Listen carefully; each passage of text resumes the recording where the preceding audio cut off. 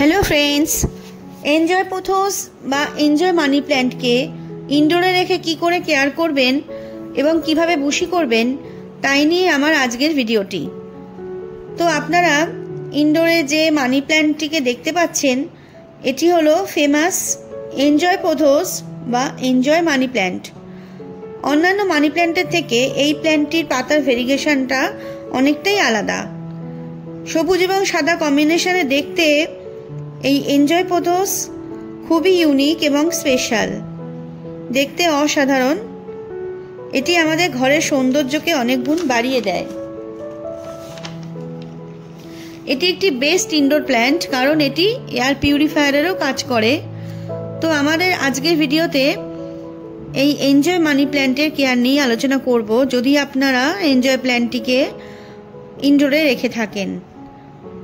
তো সবার প্রথমে বলবো সয়েল মিডিয়া নিয়ে। এনজয় মানি প্ল্যান্টের জন্য ওয়েল ড্রেনেজ পটিং মিক্সের প্রয়োজন হয়। এই জন্য প্রথমেই নিতে হবে 50% কোকোপিট, 40% ভার্মিকম্পোস্ট এবং 10% নিম কেক এবং তার সাথে মেশাতে হবে সামান্য পারলাইটও। এই মিশ্রণে প্ল্যান্টের গ্রোথ খুব ভালো হবে, খুব তাড়াতাড়ি বৃদ্ধি পাবে এবং বুশিও হবে।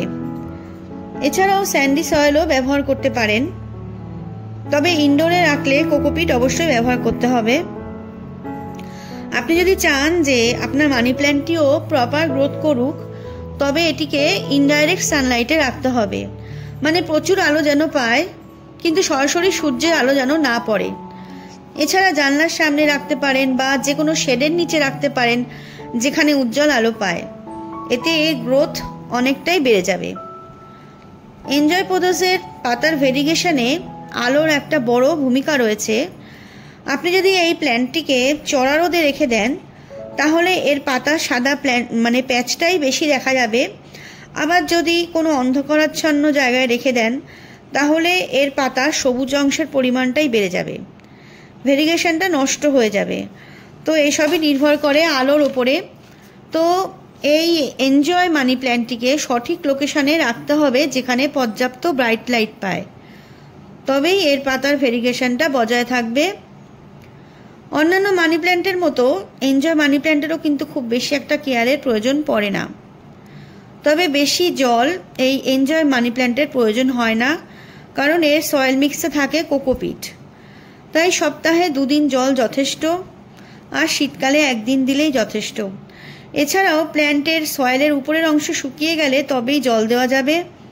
আর বেশি জল যদি দেওয়া হয় তাহলে গাছের গোড়া নষ্ট হয়ে গিয়ে গাছটিও নষ্ট হয়ে যেতে পারে, যেহেতু এটি একটি ইনডোর প্ল্যান্ট বা ইনডোরে রাখা রয়েছে। যদি আপনি চান যে আপনার মানি প্ল্যান্টটিও বুশি হোক তবে মানি প্ল্যান্টের যে লম্বা ব্রাঞ্চগুলো বের হয় সেই ব্রাঞ্চগুলোকে কেটে ফেলতে হবে এবং যেখান থেকে কাট করবেন সেখান থেকেই আবার বুশি হতে শুরু করবে। এই লম্বা ব্রাঞ্চগুলোকে কিভাবে কাটবেন, কিভাবে এর থেকে আবার নতুন চারা তৈরি করবেন, কিভাবে সয়েল মিক্সচারে পটিং করবেন, এই সব কিছু আমি আমার আগের মানি প্ল্যান্টের ভিডিওতে শেয়ার করেছি, চাইলে দেখে নিতে পারেন। তো মানি প্ল্যান্টের স্টেম কাটিং থেকে খুব সহজেই কিন্তু প্রপোগেট করা যায়, যেটা আমি আমার আগের ভিডিওতে শেয়ার করেছি। তো এবার আসি ফার্টিলাইজার পর্বে। তো ফার্টিলাইজারের মধ্যে বলবো, যেহেতু এটা একটা ইনডোর মানি প্ল্যান্ট হিসেবে রয়েছে বা ইনডোরে যেহেতু এনজয় মানি প্ল্যান্টকে রাখা রয়েছে, তো এর জন্য সবথেকে বেস্ট ফার্টিলাইজার হলো সিউইড লিকুইড ফার্টিলাইজার। আর এছাড়াও NPK 9910 ফার্টিলাইজারও ইউজ করা যেতে পারে। তো এইভাবে জলের সাথে মিশিয়ে মাসে 1 বার দিলেই যথেষ্ট। আর এর সাথে 1 লিটার জলে 1/2 চামচ মতো ইউরিয়া সার মিশিয়ে স্প্রে করতে পারেন। এতে পাতাগুলো যেমন উজ্জ্বল এবং চকচকে থাকবে, এর সাথে গাছটাও অনেকটা পুষি হবে। আর এছাড়াও মাঝে মাঝে নর্মাল জল গাছে স্প্রে করে দিতে পারেন। এতে মানি প্ল্যান্টের যথেষ্ট পাতাগুলো সজীব এবং সতেজ থাকে, গাছের ওভারঅল গ্রোথও ভালো থাকে। তো এভাবে ওয়াটার, লোকেশন, ফার্টিলাইজেশন এসবের দিকে ঠিকমতো খেয়াল রাখতে পারলেই আপনার এনজয় মানি প্ল্যান্টটি খুব ভালো গ্রোথ নেবে এবং দিন দিন আকর্ষণীয় হয়ে উঠবে। তো বন্ধুরা, আজ এই পর্যন্তই। ভিডিওটি যদি ভালো লেগে থাকে তবে অবশ্যই লাইক, শেয়ার এবং সাবস্ক্রাইব করবেন। ধন্যবাদ।